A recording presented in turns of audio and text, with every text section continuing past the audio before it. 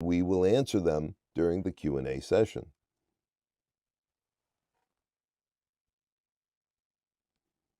And also share our disclosures with regard to myself and Dr. Hudson.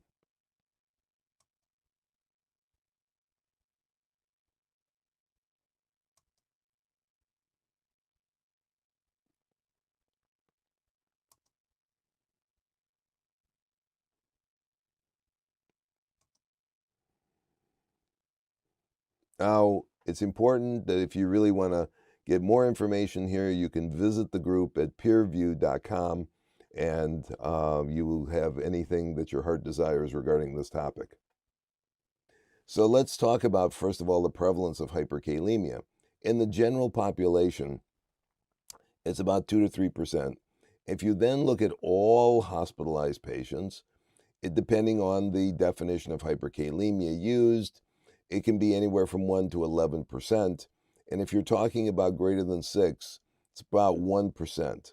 So again, depends on the definition. Patients with heart failure basically are going to have an issue with hyperkalemia more than anybody else because of cardiac arrhythmias. MACE and death rates were consistently lower in patients treated with RAS blockade than those not treated with RAS blockade. Why am I telling you this? Because RAS blockade is mandatory therapy for people with heart failure, and small changes in potassium, as you'll see later, is not a reason to be stopping the drug. CKD, another mandatory RAS inhibitor category, and again, you can have hyperkalemia rates there depending on a number of factors that we'll talk about. Can be anywhere from 5 to 50%. Again, not a reason to be stopping this therapy. It's a reason to modify it. So when you put it all together, basically what I just told you, you can look at this in terms of high cardiovascular risk and hyperkalemia occurring in people with basically diabetes, kidney disease, heart failure, and atherosclerotic disease. And all of this, as you'll see soon, simply depends not on the disease, but on dietary intake and level of kidney function. And so I think it's important, this is a very large analysis that was published a couple of years ago from a database looking at all-cause mortality by defined levels of hyperkalemia. And what I want you to notice here is if you have the combination of heart failure, chronic kidney disease, and diabetes, hyperkalemia in those people may be defined as 5 rather than 6, because as you can see, all-cause mortality starts to increase when you're at the level of about 5. Other things like diabetes, heart failure, the levels that traditionally are being looked at can be looked at, but that combination in that small subgroup is associated with higher mortality at higher K levels. Now, the costs of healthcare for readmission rates after patients with hyperkalemia are discharged is very, very high. And we're going to get into how we can fix that, but I think you need to be aware of the fact that this study actually looked at 1-year outcomes after discharge and what the costs were. And if you look at people with hyperkalemia, you can see it's double, practically, almost double, what people without hyperkalemia was. And again, this looks at 30-day readmissions, outpatient visits, ED visits, the whole ball of wax. So hyperkalemia is very costly if we don't do a good job taking care of it when it first occurs. Now, dietary potassium is important. The bottom line is, in people who you know are at high risk for hyperkalemia, basically you want to reduce the potassium in their diet. A low potassium diet is almost impossible to follow chronically. So don't expect people to do that, but educate them about use of drugs like nonsteroidals, educate them about potassium supplements. Guess what? Mrs. Dash is a potassium supplement of sorts. Salt substitute is a potassium substitute because they're all based in potassium. So you need the patient education. A dietitian is vital here, if you have one, to help educate the patient about high potassium foods. And again, we don't have time to get into this, but I think it's very important that that can change potassium as much as 0.5 milliequivalents. Now, there are many mechanisms that control serum potassium. And I think it's important to understand that if you're using certain agents, they're going to lead to higher potassium rates. By the way, drugs that cause shifts in extracellular potassium. So when you have hyperkalemia, insulin and beta-2 agonists definitely help. Beta blockers, on the other hand, will tend to increase serum potassium because they block potassium going into the cell. Digoxin, another culprit. Obviously, the MRAs, blockers of aldosterone, are going to be a factor, and the RAS blockers that you all know. Heparin in the hospital is a culprit as well. So you need to understand the kidney handles 90% of the body's potassium, and the gut, the distal colon, handles 10%. So as you reduce kidney function, you're going to have issues with potassium. Now, again, when you look at this, I just mentioned the relationship, and now you can see this. This is a major point you need to walk away with. The predictors of hyperkalemia are an eGFR of less than 45 and or a potassium of greater than 4.5, greater than or equal to 4.5. In those patients that have those two numbers, if you're adding aldosterone receptor blockers, if you're adding or increasing doses of ACE inhibitors, your risk for hyperkalemia is going to be much higher than people that have better kidney function. And again, if your GFR is below 30, then you know you're going to have very high risk for hyperkalemia, and you need to do things to watch it. Now, the problem is that a lot of these patients who could benefit from RAS blockade and other therapies don't get them because physicians are afraid to give it because of hyperkalemia. So really, this is about how do you enable those vital agents that reduce mortality and preserve function of the kidney and reduce heart failure risk. How do you do that? We're going to try to tell you. So when you look at this, this is very complex. I'm going to make it very simple for you. You need to be aware that the Renin-Angiotensin System is a key system, and you see all that to the left, is a key system that modulates potassium balance, and it also modulates a number of other things. And one of the things that is reduced for a short period of time is aldosterone with these agents. However, there's a bit of an escape. Nevertheless, if you have reduced kidney function, no matter what escape you have, you're going to have an issue.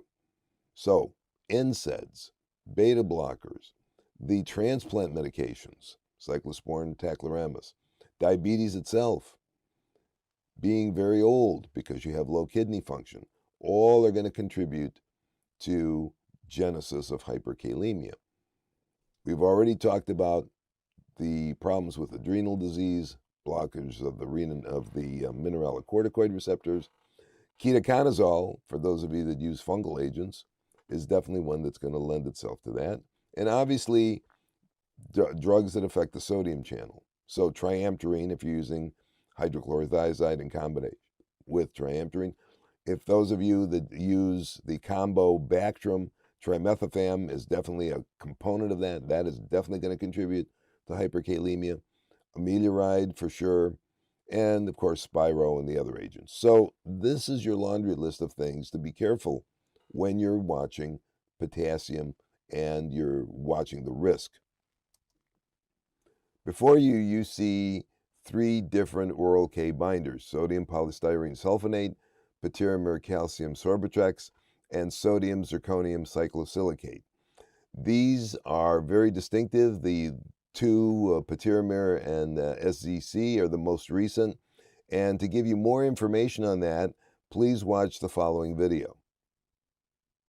Sodium polystyrene sulfonate, or SPS, is a polymer cation exchange resin.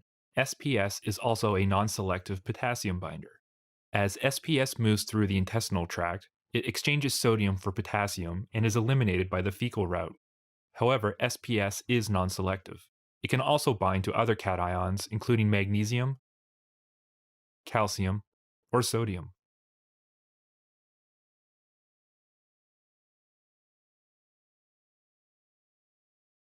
Potiramir calcium sorbitex is a cation exchange polymer containing a calcium sorbitol counterion.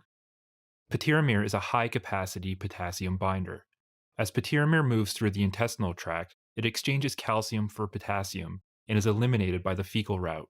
Potiramir works throughout the GI tract, but is specifically designed to bind potassium in the colon, where the highest concentration of potassium is found.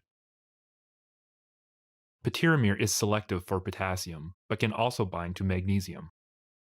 Sodium zirconium cyclosilicate, or SZC, is an inorganic crystalline cation exchange polymer. SZC is a potassium binder that works throughout the intestinal tract. SZC exchanges hydrogen and sodium for potassium and is eliminated by the fecal route. SZC is highly selective for potassium. Other cations are too small to bind to SZC, including magnesium and calcium and sodium. SZC can also bind to ammonium.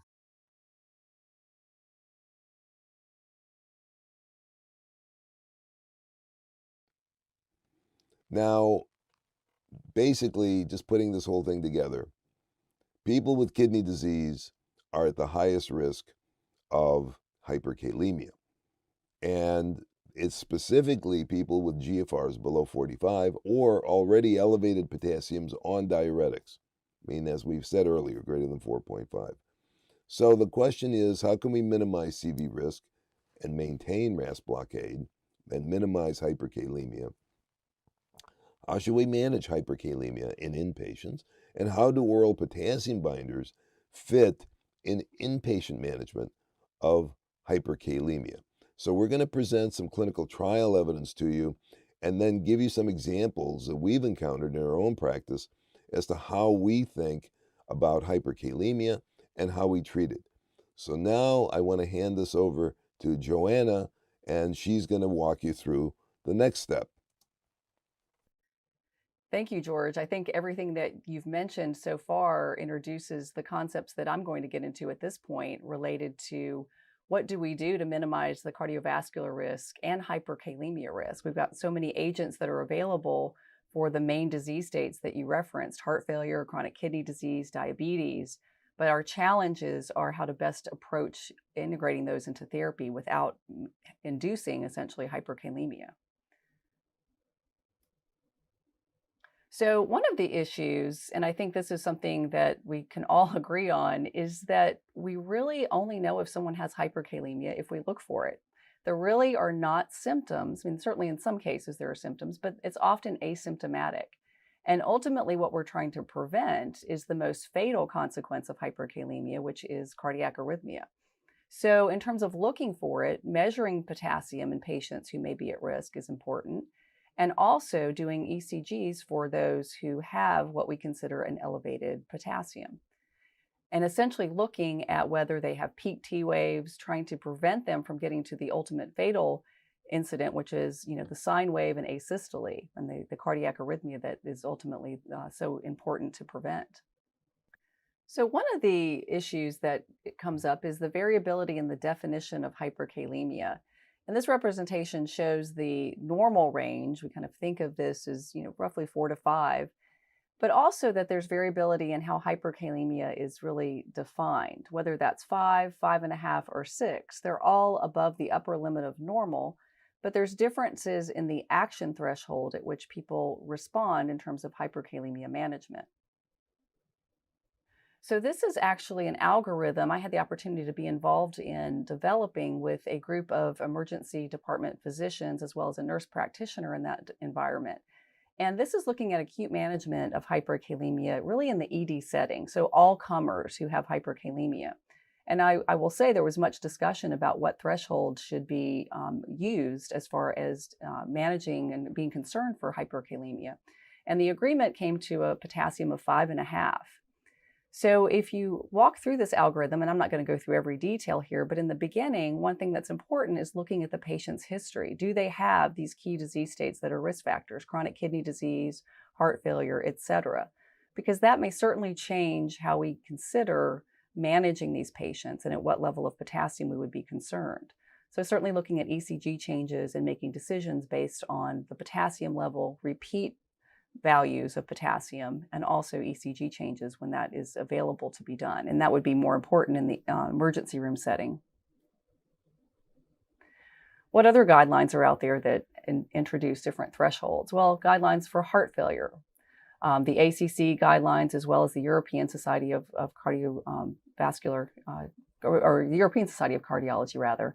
And if you see here, the diagnostic threshold for both of these is a potassium above 5. The ACC would actually implement an action threshold at 5.5, whereas the European guidelines recommend the diagnostic threshold of 5 as the action threshold, just giving you an idea that there's variability in the guideline statements that are out there. What about chronic kidney disease? Well, this is actually a algorithm that was recommended through the KDIGO Controversies Conference on Hyperkalemia. And notice here, the threshold introduced is a potassium of above 6 that would warrant getting an ECG, and then making decisions based on repeat values of potassium as well as the ECG findings. So my point of showing you this is really to discuss the fact that, as Dr. Bakris talked about with regard to what are the implications of a high potassium, we worry about mortality risk. You know, these variations in the thresholds for potassium are a little concerning, right? I think we have different thresholds where we're comfortable, and certainly depending on the population that we're looking at, different guidelines are making different recommendations. Well, it's clear that whether we have a threshold of 5, 5.5, or 6, we know hyperkalemia is concerning. And we know that it can happen with the medication therapies that are recommended to treat these key disease states. So we know that RAS inhibition, renin-angiotensin system inhibitors, are really foundational for guideline-directed medical therapy in many of these disease states. This slide shows heart failure, reduced ejection fraction. And we're not walking through every aspect of this, but a key theme is that the therapies recommended in terms of guideline approaches for managing this disease state are RAS inhibition with an angiotensin-converting enzyme inhibitor or an angiotensin receptor blocker. So that is foundational. Kind of the step 2 approach here considers what other therapies should be added depending on other conditions the patient has. So for example, if the patient has creatinine clearance or an eGFR greater than 30, and their potassium is less than 5, an aldosterone antagonist may be considered. Looking at patients who tolerate an ACE or an ARB, this is where an ARNI, an angiotensin receptor neprilysin inhibitor, would be considered as well. So it goes on down in terms of different treatment approaches, but RAS inhibition is foundational. What about in the kidney disease world? Well, the KDIGO, the Kidney Disease Improving Global Outcome Guidelines, certainly recommend RAS inhibition for patients with and without diabetes. And you'll notice here the guideline statements recommend RAS inhibition for those with high blood pressure and CKD with albuminuria. Okay, the A3 level albuminuria is a stronger recommendation for that population. And a lower threshold of albuminuria in a patient with diabetes would warrant RAS inhibition.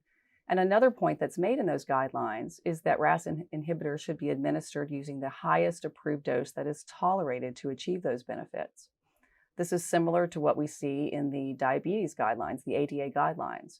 And if we flip down to the bullet points 2 and 3, recommend RAS inhibition as first-line therapy for hypertension in patients with diabetes and coronary artery disease. And here's the statement again: at the maximum tolerated dose for blood pressure treatment for patients with hypertension, diabetes, and significant proteinuria. So again, the message here is that we're trying to use our guideline-directed medication therapy in these populations and get them to the maximum tolerated doses. Now, are we able to achieve that? So this is an interesting study or compilation of studies looking at hyperkalemia and really the response in terms of RAS inhibitor dose in a variety of studies done in patients with CKD, heart failure, diabetes. And the point here is that patients with hyperkalemia in many cases had their dose reduced or the RAS inhibitor discontinued. So while I think a lot of clinicians may have that initial response when they see hyperkalemia, here are some of the potential outcomes that we need to think about. And this slide shows, for the various disease states that we just referenced, discontinuing the drug has a higher mortality than if we were able to achieve maximum doses. So patients who were able to continue RAS inhibition at the maximum doses had lower mortalities across the board in all these different disease states. So that's the clinical dilemma, right? We know that there is plenty of evidence supporting RAS inhibition with diabetes, with heart failure, with chronic kidney disease. But what do we do when we get into a situation of hyperkalemia? Do we decrease the dose? Do we discontinue altogether? I think that as Dr. Bakris mentioned, that is not really the approach we should be taking. But we have to think about how to best avoid and how to manage hyperkalemia. That may include some of the diuretic therapy that a patient may be receiving that may help to manage potassium, so that we use those as needed, and adding a potassium binder. So that's kind of been the game changer with managing hyperkalemia with these disease states. Well, what else do we have? Well, if we think about what's happened over the last, I've lost track of time, but 5 or 6 years in terms of a game-changing class of drugs, the sodium glucose cotransport 2 inhibitors were recently added as another what we think of as pillar for treating heart failure, particularly reduced ejection fraction, although there's evidence now about preserved ejection fraction.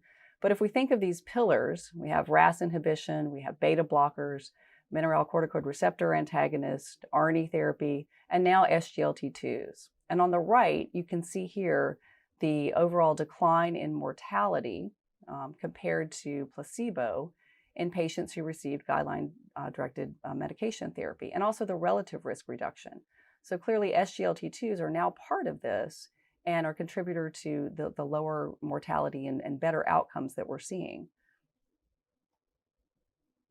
What about other populations? Well, in addition to heart failure, if we look at the effects of SGLT2s inhibitors on mortality, cardiovascular events, heart failure events, and the compilation or composite of kidney events, and the relative risk reduction compared to placebo, we see benefits across the board in terms of being, the advantages of using these agents. So this is just showing really the reduction in heart failure hospitalization, MI, and composite kidney disease here that we see. So in the guideline statements for many of these disease states, we're seeing SGLT2 inhibitors now being integrated. So this is just showing the KDIGO 2020 guidelines for diabetes management, emphasizing the use of SGLT2 inhibitors. So they are now part of the regimen that we have to consider in addition to RAS inhibition. So you'll notice the statements here in the box on the right show that metformin, still an appropriate choice based on the level of kidney function, but the statement now includes metformin plus an SGLT2 inhibitor is recommended for patients with GFR greater than 30 as first-line therapy in patients with diabetes. And these are statements developed before DAPA-CKD, which would probably make the argument that we could use these even in patients without diabetes and patients with even reduced kidney function. So there's a lot of information coming forth about SGLT2s. They're also recommended for patients, certainly with other disease states as well. And we know that patients with chronic kidney disease have a lot of comorbid conditions, including cardiovascular disease, heart failure, and as well. So a lot of combination therapies that we're using. Well, why are we talking about SGLT2s in this discussion? Well, it's interesting to see some of the post-hoc analyses that have been done with SGLT2 inhibitor studies. And what I'm showing you here is a post-hoc analysis of Credence. And just to remind everyone, Credence was a trial looking at canagliflozin compared to placebo in over 4,000 patients with type 2 diabetes and CKD who were on maximum tolerated RAS inhibitors. And this post-hoc analysis looked at the incidence of hyperkalemia over the study period, and that was defined as reported hyperkalemia by the investigators or initiation of a potassium binder. And you can see that canagliflozin had significantly lower hyperkalemia incidence as we defined it compared to placebo. So that's an interesting finding and may suggest the lower risk of hyperkalemia may enable better use of our other therapies such as RAS blockade and perhaps mineralocorticoid receptor antagonist in patients with CKD, with or without heart failure. There's also been analyses of other studies. This is showing really the adverse effects with SGLT2s or the outcomes looking at SGLT2s and the risk of hyperkalemia. So this is analysis really looking at safety and efficacy in patients who received SGLT2s compared to placebo with or without RAS inhibition. Okay, so this slide, if you look at the top of each of these sections, hyperkalemia was one of the outcomes that they looked at in terms of adverse events. And you can see if you look on the left side, which favors SGLT2s, the left side of the bar, those individuals who received an SGLT2 inhibitor, whether or not they were on RAS inhibition or not, had a lower incidence of hyperkalemia, significantly lower. And that was clearly more of the case in patients who were not on RAS inhibition, where hyperkalemia would be less of a risk. But I think this is interesting that we're seeing different factors associated with risk of hyperkalemia, depending on whether patients received an SGLT2. That's also been observed in a post-analysis of the Fidelio KD trial that Dr. Bakris was the PI on and can certainly speak to. So just to remind everyone, this was a study that looked at the use of finerenone in patients with type 2 diabetes and diabetic kidney disease, so over 5,000 patients. And finerenone was compared to placebo. So these patients also were on RAS inhibition. And if we think about the risk of hyperkalemia, that was one of the concerns that have been slated from the study was, did patients have to discontinue therapy because of hyperkalemia? So you can see here the hyperkalemia incidence that was reported, depending on the different thresholds, 5.5 versus 6. But the post-hoc analysis looked at independent factors that were associated with risk of hyperkalemia. So if we look at this analysis again, the lower risk is on the left, the higher risk is on the right side of the bar. And you can see that the risk factors associated with hyperkalemia were baseline potassium. Dr. Bakris alluded to that earlier. So the higher the potassium at baseline, the more risk of hyperkalemia, which makes sense. The lower the GFR, and also whether they were on beta blocker use as well. And of course, the finerenone treatment itself as a risk. But if we look here at other drug therapies, diuretic use and SGLT2 inhibitors, we can see that SGLT2 inhibitors, there was a lower risk of hyperkalemia. Okay, so this has been observed not only in the trials that we just alluded to, but also in this one looking at finerenone, the mineralocorticoid receptor antagonist. So that's food for thought, I think, in terms of considering all the drug therapies that we have with really good outcomes in patients with diabetes, chronic kidney disease, et cetera, and whether some of those have other effects on lowering the risk of hyperkalemia. So Dr. Bakris, I'll just ask you briefly as we kind of make a transition and get into the studies, what are your thoughts on the risk of hyperkalemia with some of these treatments that we're using and some of the evidence that I just presented? Well, Joanna, you made some very good points, and I just want to emphasize a couple of things. Number one, it's not the level of potassium that you should worry about. It's the speed with which it got there. So the people that really get into trouble are not people that had a slow rise in potassium over the span of a month. It's people that had an immediate rise within the span of a couple of days, and especially if they got into levels above 6. I had a patient that is well-known, advanced CKD, the GFR was in the 20s, came back from Germany, told me he didn't feel good. I sent him to the ER, his potassium was 7.1. EKG did not show anything except slightly peaked T waves. That was it. But he was eating a lot of potatoes, he was having German food, enjoying himself, and this was it. Was he on a binder? No, he was not. Was he on a RAS blocker? Yes, he was.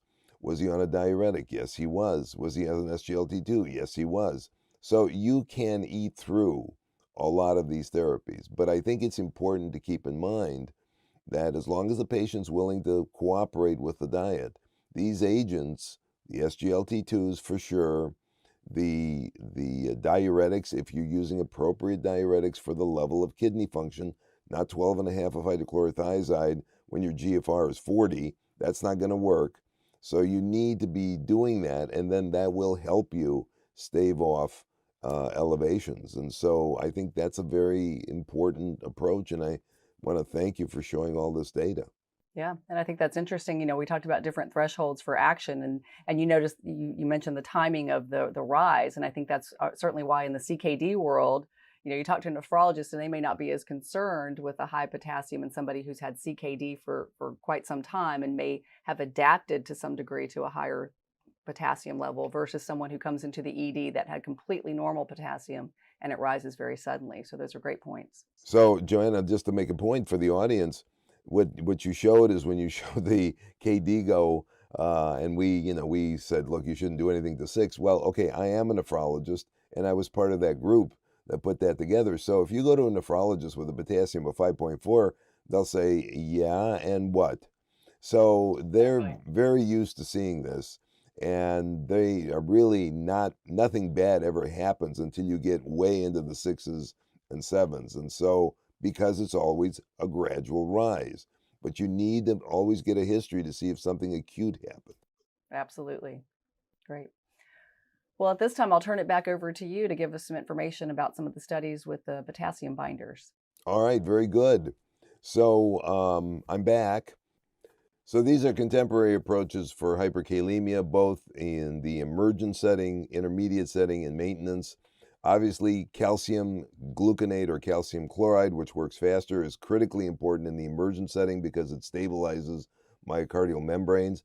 Obviously, insulin and beta-2 agonists are important because they will push K into the cell.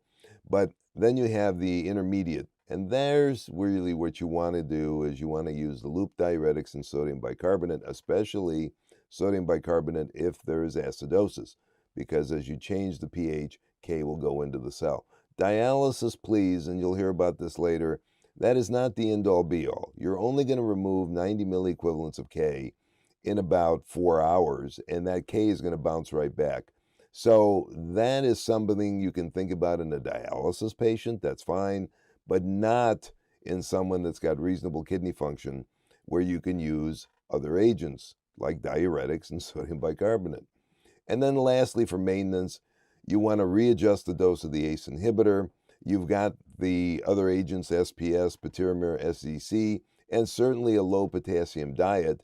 And then as a result of that, you can work with the patient to readjust things and potentially use the binders long term and restore appropriate dosing of RAS blockade. Now, SPS, here we are, approved in 1958, and I can tell you the bar for approval was so low you could walk over it because things were very different then. But I think the important finding here is that we started looking at these things much more carefully. Rick Stearns and colleagues in 2010 published a paper that was really concerning because it basically showed colonic necrosis, especially if SPS was used with sorbitol.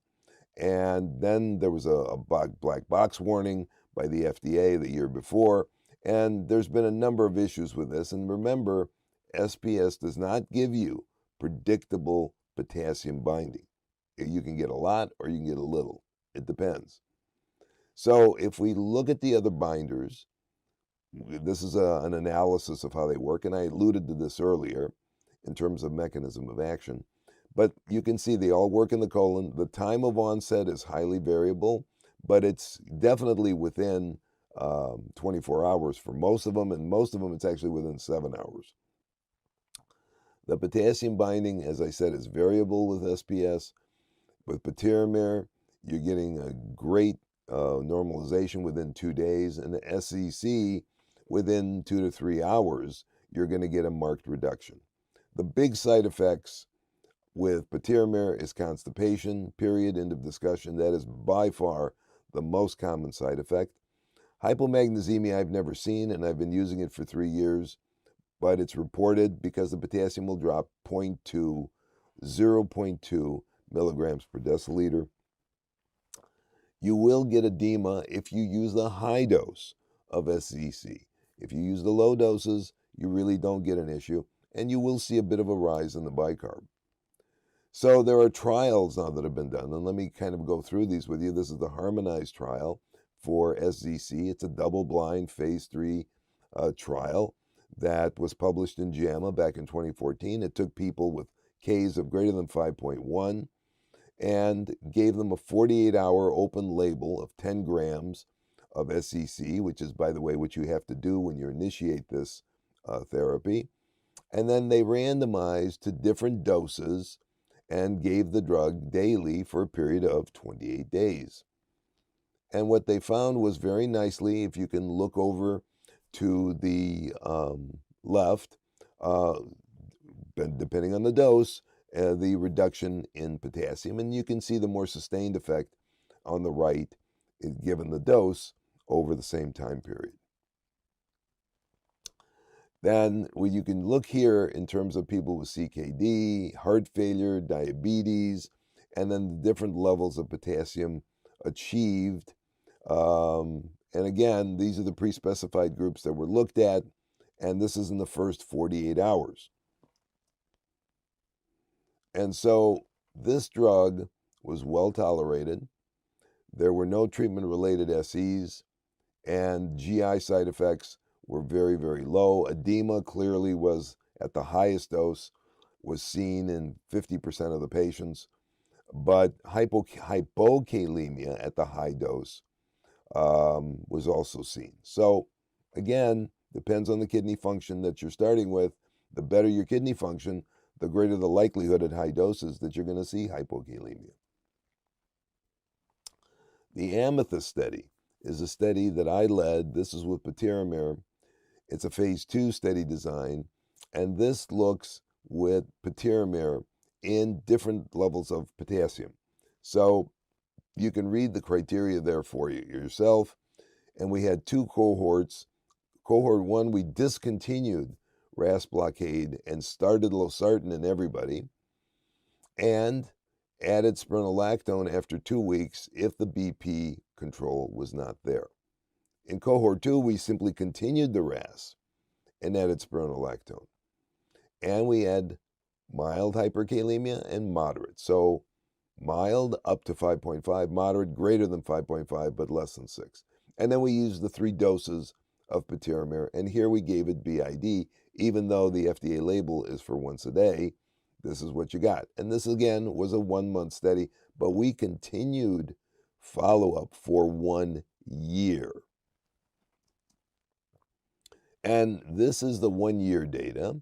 You can see that we had very nice reduction in potassium. It doesn't matter if you were in the mild or moderate group. It was sustained for up to a year. And then what we wanted to see is, if you stop it, do you go right back to where you were? And the answer is yes, you go back, but not back to where you were. You go back up to about 5 in a month. So again, very important. What about side effects? I told you constipation is by far the most common. Changes in magnesium were seen, but again, not clinically significant. And again, there was really nothing else that was significant that was seen here in terms of adverse events. Now, if you look at hemodialysis, everybody wants to do hemodialysis. They think that's going to fix everything. And they are wrong. And I'm telling you this as a nephrologist. So take a look. I mentioned this earlier, but I want to just show you the slide here. And this is not one study. There are multiple studies. A 4-hour hemodialysis session removes 90 milliequivalents of potassium. All right? And when you stop the dialysis, the serum potassium rebounds. And if you check it again in 4 hours after you've checked it, it's not as low as you think it is. So just keep that in mind. And by the way, doing 0K baths or 1K baths is not done anymore. And the reason it's not done anymore is because that's been found to actually precipitate arrhythmias. So you have to understand this is about equilibrium and balance. And potassium is an intracellular ion, and the heart disapproves of dramatic changes in intracellular ions. Now, the Dialyze is a study in dialysis patients, hence the clever name.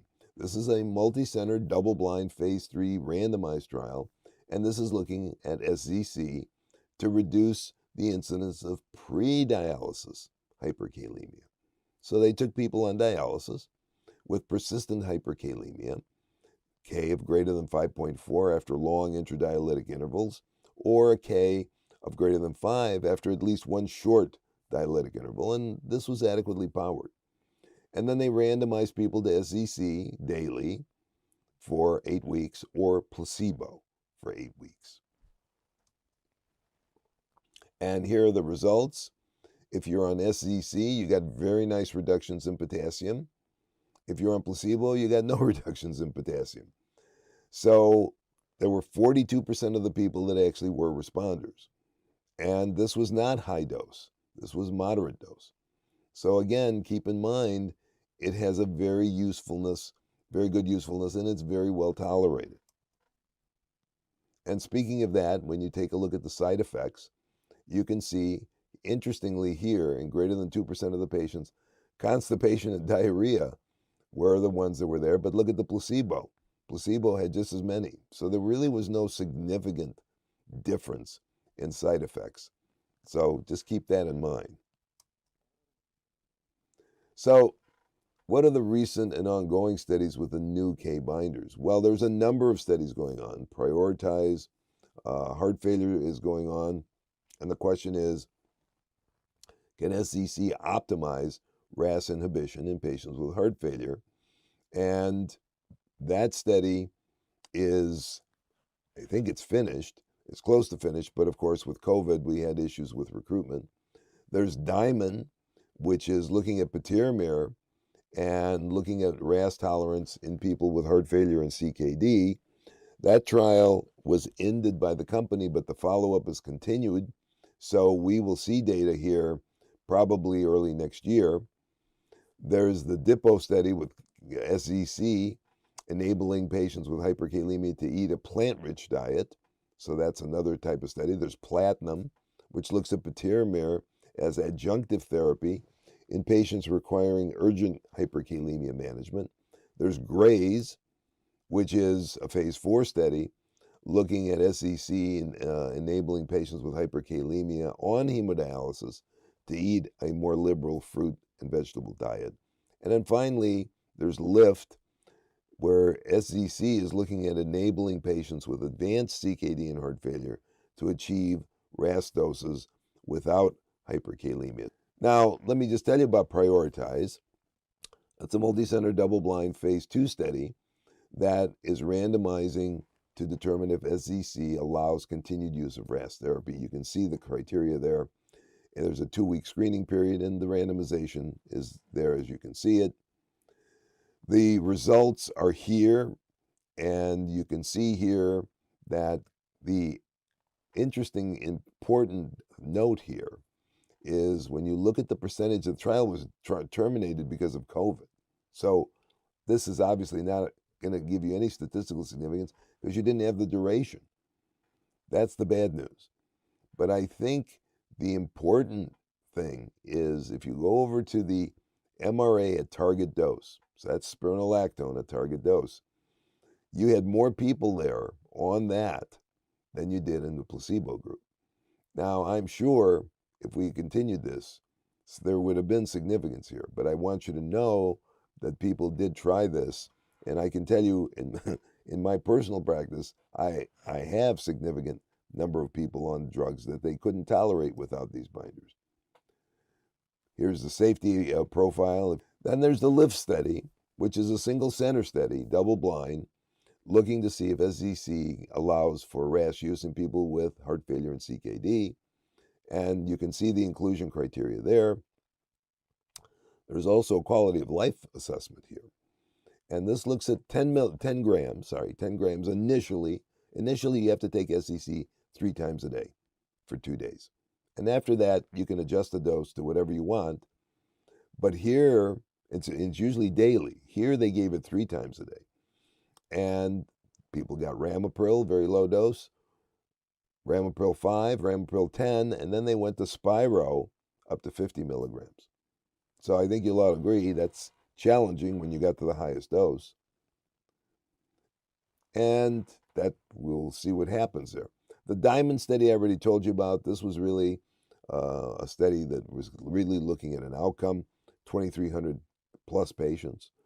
Stopped early because the sponsor just didn't want to fund it anymore, not because of anything else. But the sponsor allowed for continued follow-up of all these patients and is supplying drug, etc. And so here you have Proteinuria once a day versus placebo. We don't have the results. We'll see what's happening probably early next year. And then we have the platinum study, which again, you can see the outline here. This is a phase 4 study. And this is kind of interesting because this is comparing Proteinuria to SZC. It's placebo-controlled active comparator. This is definitely not going to be done until well into next year, but hopefully will give us some information. It's not an outcome study. It's only looking at potassium reductions, but there you have it. And then the DIPO study is in people with advanced CKD that basically looks at SZC tailored for really looking at dietary freedom, giving you more freedom with the binder to eat things like bananas and tomatoes, which you normally can't be eating if you're on a potassium-restricted diet. So, can cane binders allow patients with CKD to eat more healthy diets? This is really, the big question, and that's what some of these studies are trying to answer. And basically, this is an issue that is very important to the patients, for sure. And I can tell you, because I preach the low-K diet, many patients start off with good intentions, and after a while, they just can't. So this allows them to eat a healthier diet. So with that, I'm going to turn to Joanna and ask her what she thinks about this and how does she use this, or does she? Well, I think the dietary issue that you bring up is critical because, the patients that we talk to, I mean, I've had some patients where when they start on a binder, they think, oh, this gives me kind of, freedom, so to speak, to eat more potassium. I don't have to be as concerned about it. And so I think that's one thing in terms of education that we can address with them is to discuss that this does not mean you have a free card to eat whatever potassium containing foods you want, but it's part of your regimen now to prevent some of the therapies that we have in your dietary intake that you're currently on to, prevent hyperkalemia. So that's one thing that I think I've observed with that. But I think it will be interesting to see with more attention paid to diet what some of those studies, show.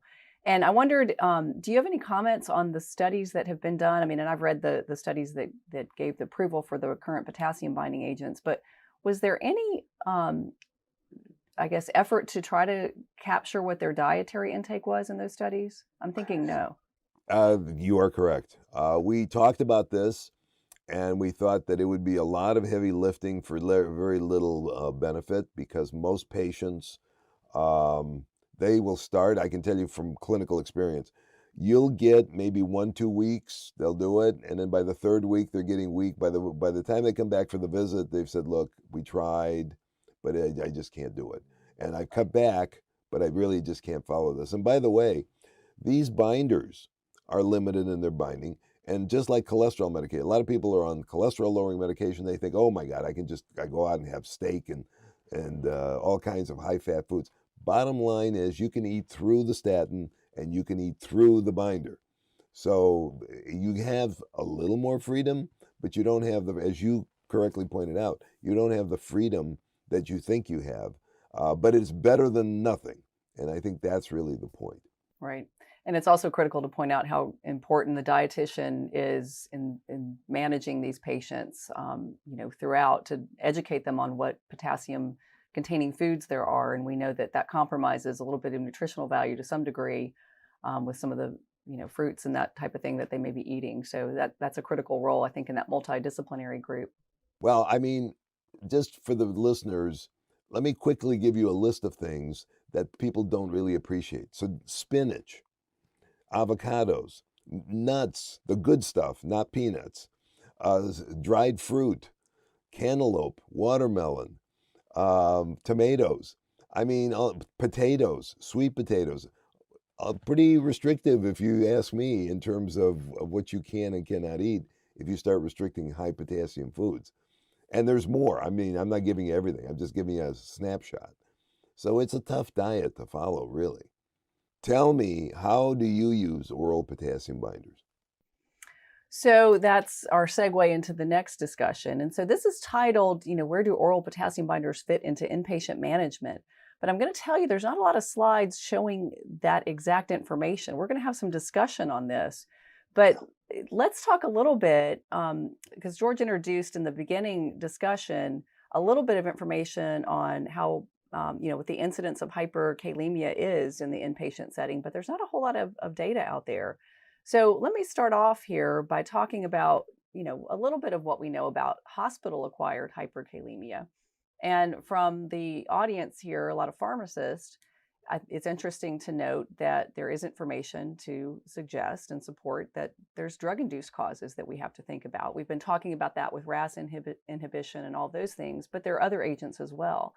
So this is a study that was done in an older population, so patients older than 75, looking at a 4-year period of hyperkalemic events and what was associated with those events. And so if you look at the number that they had, about just over 470 hyperkalemia events, but the majority of those were considered drug-induced. Of those, there were multifactorial causes, meaning it could not just be they were on a drug that caused hyperkalemia, but maybe they also came in because they had acute kidney injury that had developed, and they were also continued on a high-risk medication. So that made, approximately 80% of those events avoidable. Okay, so I think the message here is for, pharmacists and for everybody involved in the care of patients in the hospital setting, we have to think about those risk factors for hyperkalemia. So one is the disease states that we've mentioned. The other is, what agents they're on. And this study further looked at what drugs were associated with hyperkalemia. So they identified agents. They looked at whether it was appropriate or not to have them on these agents, and also rated the avoidability. So I think they had a couple of raters in here, and they used various scales for causality, inappropriate use, and avoidability that they rated. But if you see here, the list shows, as not surprising, right, potassium supplements were at the top of the list in terms of a cause. So with someone, I can think of the scenario, maybe somebody on a loop diuretic, they were getting a potassium supplement, maybe they come in with acute kidney injury. Many things should be stopped at that point, but maybe they were continued on a potassium agent. So it was inappropriate also in a significant portion of those individuals as well. And it was considered, a very likely avoidable event. But things that are also on this list are heparins, so low molecular weight heparins, unfractionated heparin, because of the effect on the aldosterone, beta blockers, of course, RAS inhibitors, potassium-sparing diuretics, immunosuppressant agents, a smaller proportion. But I think the message here is always looking at whether there's a drug-induced cause is important. And we've also noted the importance of diet, but these are, it's the whole package that I think we have to look at here. So, again, from the standpoint of what we do on the inpatient side, I think minimizing their risk by altering drug therapy would be a key event that we can do, or a key intervention that we have. So with regard to some of the other information that's available, we're kind of switching gears here. This actually shows us pharmacists being involved very specifically to reduce hyperkalemia. Now, this is in an outpatient setting, and the reason really to kind of show this here is there a similar approach kind of on the inpatient side that we could adopt? This is actually from Latin America. It's looking at a heart failure clinic and pharmacists being involved with patients at high risk. So they would do a medication review looking for drug-related problems. They would interview the patient, right, to ask them what over-the-counter medications they were taking. Are they on dietary supplements? What type of diet are they on? As was mentioned earlier, the DASH diet is, high potassium. So understanding what they're eating is important. But then developing a plan. And part of their plan, interestingly enough, was adjusting the timing of medications. So for example, if they were on 2 medications known to cause hyperkalemia, in terms of drug levels being high at the same time, if you believe that the hyperkalemia and to some extent is related to drug concentrations, and there could be some debate about that, but they were adjusting the timing of medications that were hyperkalemic. And then they would educate the patient to empower them to be able to make changes in their regimen. So they had this, what they called multi-dimensional intervention that they were doing. And this is a busy slide, but what they were looking at is in the population that they screened and had available for their intervention, they had a sample of 615 patients roughly. I think about 480 of those were in their pharmacist's multi-dimensional intervention group, and the other patients did not receive that intervention. In the population as a whole, they had 132 hyperkalemic events. But the point of showing this slide is that they tried to look at really the risk factors for hyperkalemia. And the boxes here are showing the probability of developing hyperkalemia and the percent of individuals with the given characteristic. But it shows that ACE inhibitor max dose, as well as did they have heart failure, reduced ejection fraction, did they have chronic kidney disease, and did they or did they not receive this pharmacist-based intervention. All those four different factors were associated with a likelihood of hyperkalemia. So in other words, if they had max dose ACE inhibition, if they were on, or if they had heart failure, if they had CKD 4 or 5, that was a higher risk of hyperkalemia. But if they received this pharmacist intervention, they had a reduced risk of hyperkalemia. Okay, so that's kind of the message of this slide. So, a lot of limitations of these types of studies and whatnot, but I think the point here is there was attention being paid very specifically to the risk of hyperkalemia.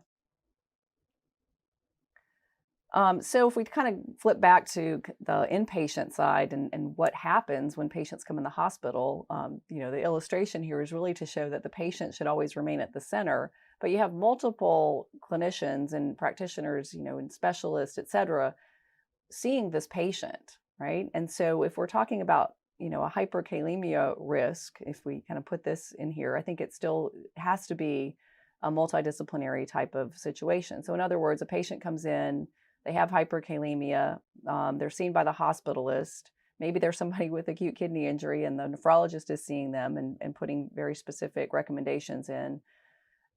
Maybe they implement a change in drug therapy, but that has to be enacted on by all players that are counseling that patient and making changes and looking at their regimen.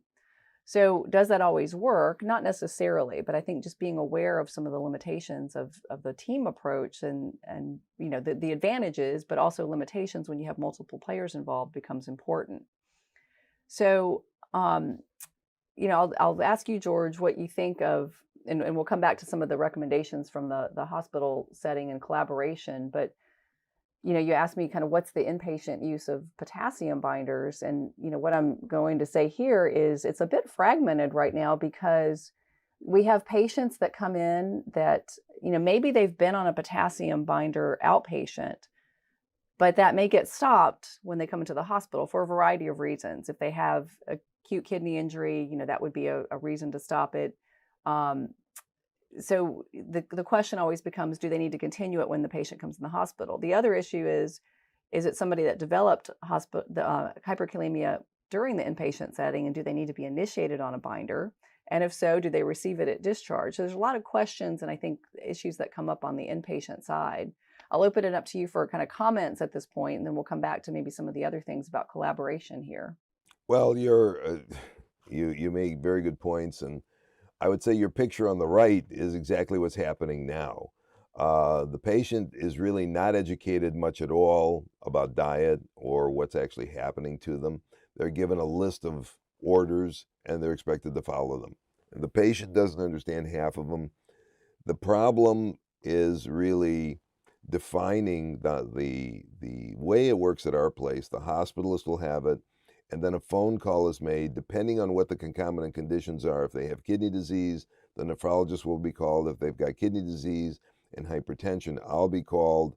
And we, the nephrologists in our institution, are kind of the kings of these binders, and others really don't go there unless we tell them to go there. There's a subgroup of heart failure cardiologists that will go there, but that's it. So I think people are unfamiliar with these. They're scared to use them. There's one on the formulary. Many of the hospitalists don't even know about this. They're just finding out about it. So there's education first to the people in charge. And then this education, as you nicely have in this figure, has to be translated to the patient. And if the patient comes in on a binder, I got to tell you, unless they've got major GI issues, or they're hypokalemic, I'm not so sure you can hold the binder for a while, but you may want to reinitiate, because acute kidney injury, by the way, is a common cause of hyperkalemia. So, and it's not going to really affect the kidney abnormally.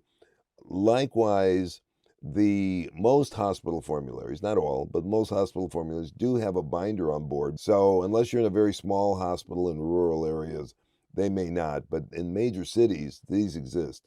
And these really need to be used much more than they are. And the patient, whatever the patient's therapy is in the hospital, they need to go home on this, period. And they need to be educated as to how to take it and why they're taking it. And that's why the dietitian, along with either the pharmacist or the physician, whoever is going to educate the patient on this, is critical, because if the patient doesn't understand it, they're not going to take it. It's as simple as that.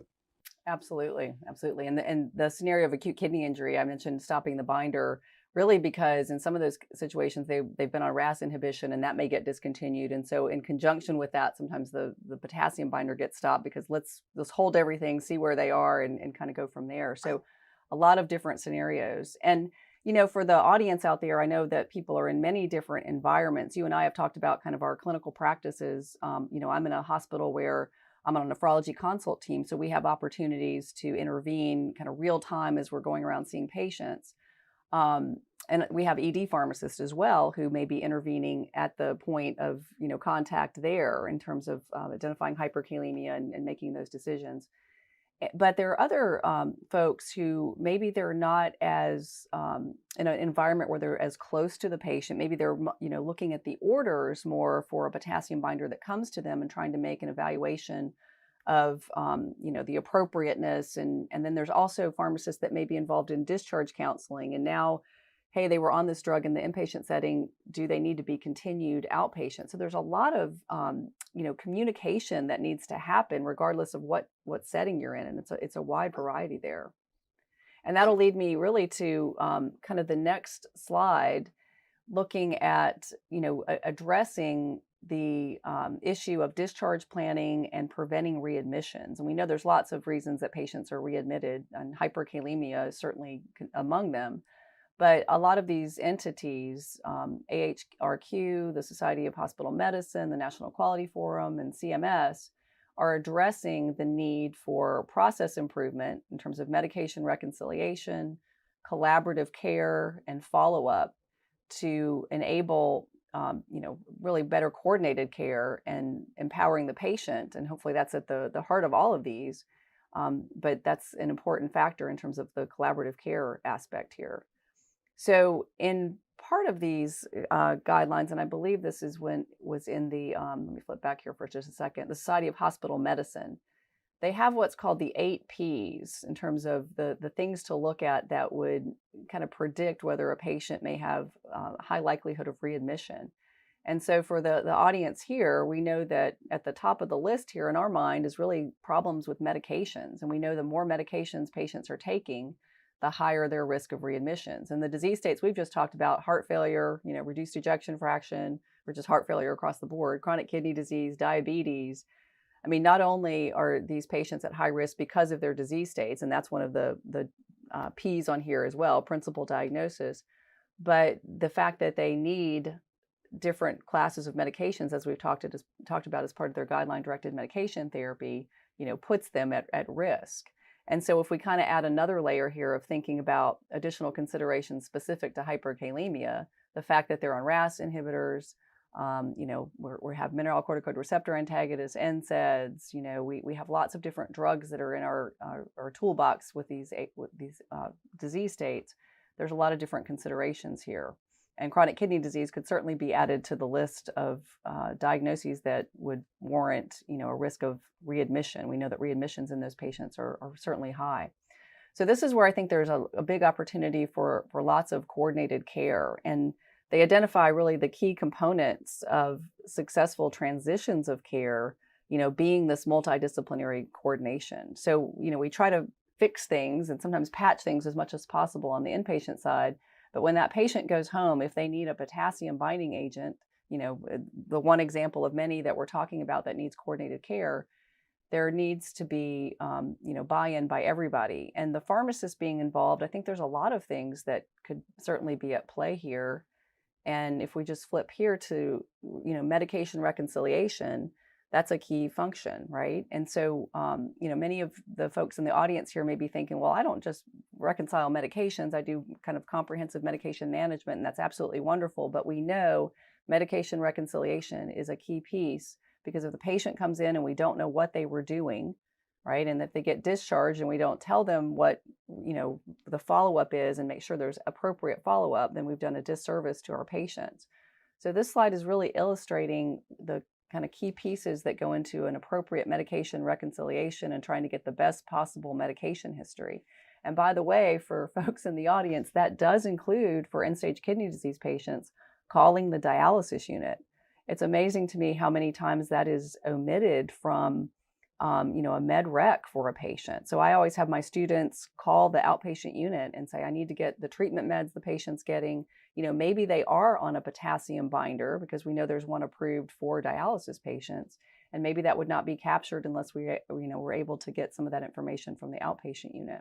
The flip side of that is also, on discharge, making sure we know where their outpatient follow-up is, and being appropriate with regard to, communicating that follow-up to the patient as well. So George, I'll open it up to you here in terms of commenting on kind of the complexities rather of the inpatient admission and these pieces at the admit and discharge. Well, I think the slide summarizes it nicely. I think fundamentally there needs to be a priori people specifically designated to educate the patient depending on the disease state. I think in this situation with potassium, there's no question that the dietitian, the hospitalist, and the pharmacist are really the three key people that really need to be involved here. Nurses are always involved, but they're simply just reiterating orders. I think they can be taken out of the equation and the other three put in so that the patient understands what's actually going on. It can be explained to them in great detail. And rather than a 3-minute special and signing 50 forms, I think it really should be focused more on communication. Right. I think it's all those players that are involved. And sometimes our nurses end up, doing the discharge counseling to some degree too, just based on, the volume of patients as well. And think about the what you tell patients, right, who get these agents, get the potassium binding agents. It's not as simple as taking a pill, right? It's a powder. You've got to add a certain amount of liquid, but not give them too much, especially, if they're volume restricted and those types of things, but making sure they know how to take it. So have you had a lot of, do you have folks that are doing that counseling for your patients when they? Bottom line, the short answer is no. We're doing that counseling because there's really no system set up that's going to happen. If a potassium binder is being given, who's ever prescribing it needs to do the counseling. Yeah. And then the drug interactions, with both of these agents, the Proteinuria and the SCZ, we know that they have to be separated from other medications by at least 2 to 3 hours, depending on which agent you're using. That is almost impossible to do when you think about the number of medications a lot of these folks get. Well, that's true. That's true. But what we found with Proteinuria, which is really the one, the only 3 major drugs informed, of course, commonly used, metformin, I think with a thyroid preparation, and then I think there's an antibiotic. Those are the 3 that have really been found to have true binding properties that are going to screw them up. But what we do is we tell them, look, get up, take your meds. And before lunch, if you have lunch at noon or 11 or 1, then you take the Proteinuria, and then you go from there. With the SCC, there's not as much of a problem and there's not as much issues because it's a totally different molecule. So there, it's a volume problem. Absolutely, yeah. So it's working with the patient, knowing what else they're getting, knowing their diet, and trying to help them come up with the best regimen. So I think that's good advice as far as that timing. So this last couple of slides here just makes the point that if we have this transitions of care that's coordinated, there is evidence showing better outcomes, reduced mortality, reduced readmissions. And this is actually a compilation, I think, of over 90 studies on an international basis, looking at patients who are older with at least one chronic condition that met the criteria, and following them up for 18 months and showing a lower risk of readmissions and some reduction in mortality as well. So, I think the message here, there's a lot of outcomes we can look at, but, making sure that there is that communication and that somebody is following up with that patient. And, as these agents have been out longer, I think more primary care physicians, other providers are learning more about their use and being able to be more comfortable with that as well. So I think that's an important piece. And making sure that the patient knows what is happening at every step. Okay. And that's just really what this slide is illustrating, making sure they know what their care plan is, they're educated, and they have some kind of self-management support that they're able to follow through and act on these things.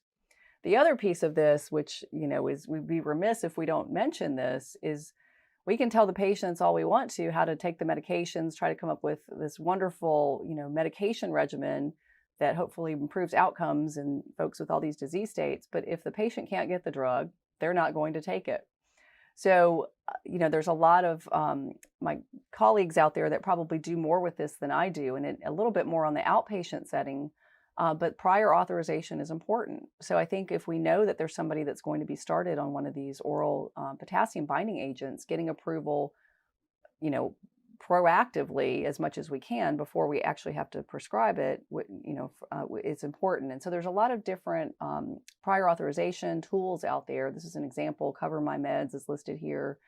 There's a colleague of mine that has talked about the importance of a standardized request letter being in place, referring to any guidelines that are there where maybe you have to say they failed SPS. I think there's some that require that statement to be in there, or, having to have another statement that addresses why they are going to be started on one of these potassium binding agents.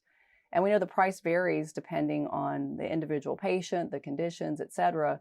But on average, we're probably looking at, for most patients, less than $100 a month if they're able to get some kind of assistance. And I think everybody should be aware of going to the manufacturers' websites for these agents to be able to see what patient assistance programs they have and being able to work through this as well.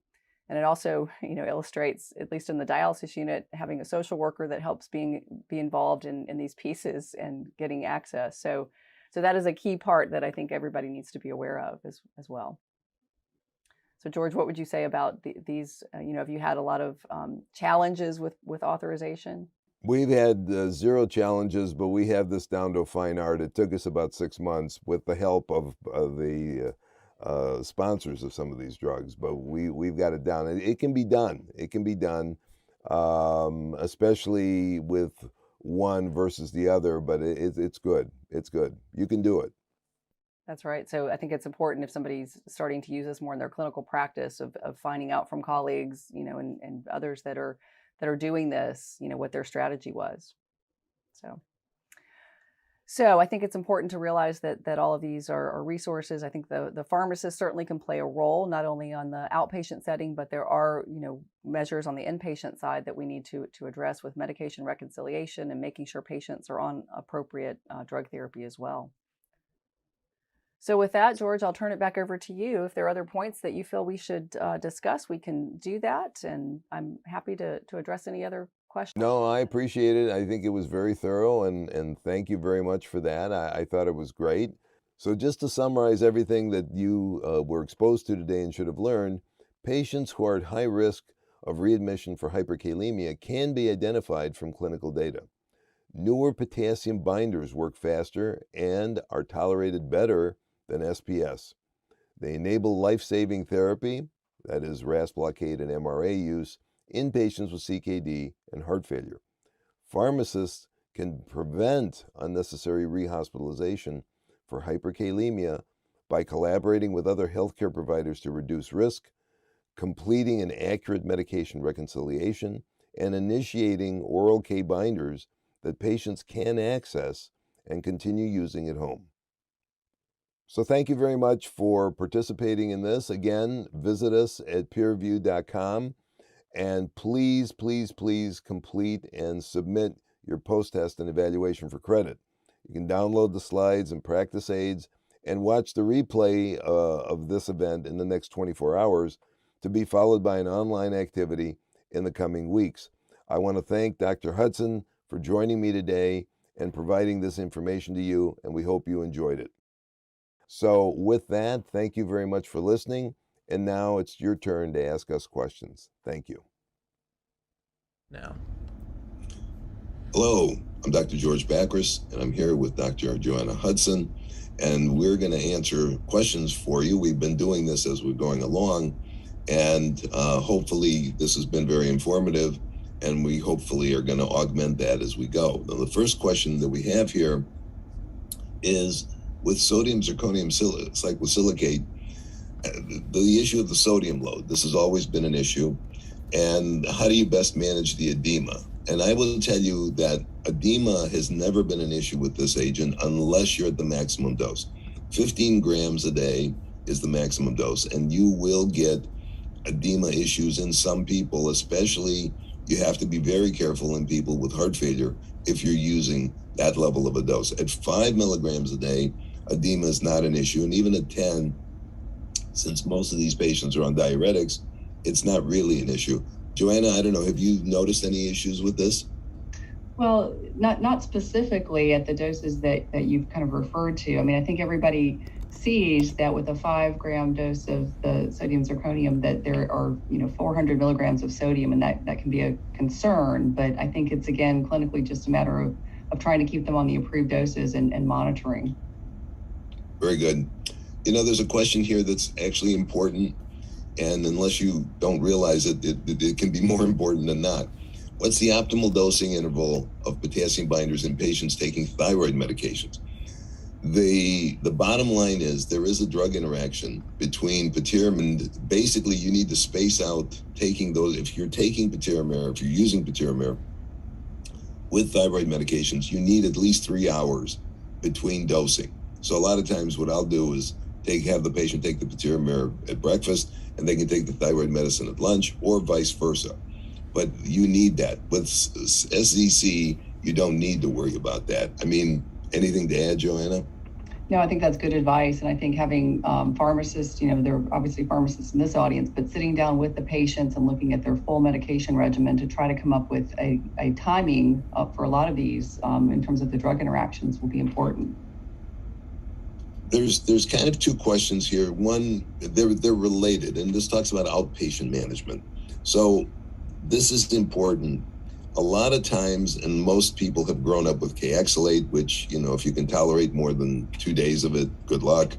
But the reality is these agents have been tested daily use over a period of 1 year, each of them, and they've done quite well, and they're well tolerated.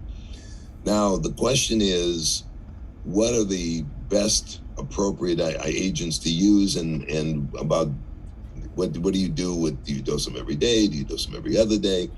And I would just say, from my standpoint, if a patient already has constipation or they have diabetes and they've got gastroparesis, you probably want to go away from agents that are going to cause constipation, like patiromer, and use SCC. On the other hand, if they have heart failure, and especially if they have volume management problems, you may want to start with patiromer and go that way. So those are the things you got to look at it for the patient. Do you need to use them every day? You don't need to use them every day. And in fact, in many cases, I've had patients taking them every other day. As long as they're watching their potassium intake, it's really not an issue. Joanna, what do you think? I think that's very good advice, and the key is the monitoring and follow-up. And so the important thing is also having the patient come in for that follow-up to be able to be, counseled, look at all the drug interactions and everything that we refer to, talk about diet, also talk to them about how they're getting their medications. I know for a lot of people, thinking about are there patient assistance programs, or there difficulties with access to the medication as well. So all of those pieces are important to monitor and make sure that we're discussing it with each of these patients. Yeah, very, very, very important point. I want to make a comment, more physiologic but relevant. Everybody's worried about hyperkalemia. It turns out in a very recent meta-analysis that was done looking at, I can't even remember, 30 trials. What kills you is hypokalemia, not hyperkalemia. So that's number one. And number two, the very important point about hyperkalemia is it is not what the level is, it's how fast you got there. So if you got a rise in potassium very quickly, that's more likely to kill you than a slow, indolent rise over the span of a few weeks. So just keep that in mind when you're looking at these levels. That's number one. And number two, the bottom line is somebody wants to know how you cure hyperkalemia. Well, that's extremely difficult, and a kidney transplant would probably help you in some ways, although some of the medicines for rejection cause hyperkalemia. So you have to be ever vigilant. I don't know if you want to add anything to that, Joanna. No, I think you captured that very well. And, I think in the program itself, if the audience remembers, we talked about different disease states causing hyperkalemia and different thresholds of concern. And then the nephrology guidelines really have a higher threshold, and it's for the reasons that Dr. Bakris discussed, that rise in potassium. But certainly for many patients who have chronic kidney disease, it may be more of a gradual increase versus a sudden rise where we may be more concerned about the emergent problems with hyperkalemia. So I think those are very good points. Somebody wants to know, we've done all this K-oxalate bashing. Is there a role anymore for K-oxalate in treating hyperkalemia? Well, first of all, let me just tell you, K-oxalate was approved in 1958. The bar for getting approval back then, you can just step over the stick and you get approved. A much higher bar today. So, of course, we're realizing all these things with gut necrosis and other things with K-oxalate. If you cannot afford anything else, if there is nothing else, there is a role for K-oxalate, and you can use it PRN, and it is still being used in the community, one day here, one day there, but it doesn't fix anything chronically. And you can't really depend on it because it's highly variable in terms of the amount of potassium that's being removed. I still see it used occasionally, but it's certainly not in the mainstay. I mean, Joanna, what's your experience with this? I would agree. I think that I think over time, the uptake of the newer potassium binders is occurring. I think it's just a matter of, in a hospital, for example, are they able to adopt one of these agents on the formulary and replace SPS? And, that's where things are moving to. It's just a matter of, I think, how accessible the medications are, and the longer they're out, I think those issues get resolved a little bit more. There are a couple of questions here, and they really link together with the central theme. And the central theme is really understanding where these binders are working and how long it takes them to work. So bottom line is the kidney handles 90% of the body's potassium, the gut, the distal colon handles 10%. And as kidney failure occurs, the distal colon handles up to 20%. So these agents work in the distal colon. It takes about 6 hours, 7 hours to get there. And if you have diabetic gastroparesis, it may take longer. The advantage of the cycloacrylene cyclosilicate is that it changes, and you get ammoniamine, and you get changes in the upper part of the gut that actually transports potassium into the cell and changes the pH. So that actually is a benefit, and it gives you the impression that it's working within an hour. The real effect is 6-7 hours later, but you're getting some effect a couple of hours earlier. Proteinuria, you're really not seeing any major effects for 4 to 5 hours. So they do work, because the question here relates to, if they missed hemodialysis, can you use these agents to normalize potassium levels? Well, I think it depends on what the potassium level is. If you've missed one hemodialysis, unless you're eating or drinking high potassium foods, it's probably not going to be a major problem. You got to miss a couple of treatments. But these agents certainly will help, but they're not going to acutely lower anything. And Joanna, what do you think? I think that is a key point. We've had some questions in the chat during the session about, what is the relative effect of a lot of these different pharmacologic therapies that we have. And I think it's important to note that these newer binders are not approved for emergent treatment of hyperkalemia. So regardless of, in the emergency department setting or in those types of situations, you have to use the other pharmacologic agents to shift potassium intracellularly, remove total body potassium, and then make a decision about whether they need these for more chronic therapy at that point. That's excellent. And with that, unfortunately, our time has come to an end. But I hope you've enjoyed this. I hope that you've gotten something out of this. And on behalf of Dr. Hudson and myself, We really want to thank you for participating in this and wish you all a good day. Thank you very much. Thank you.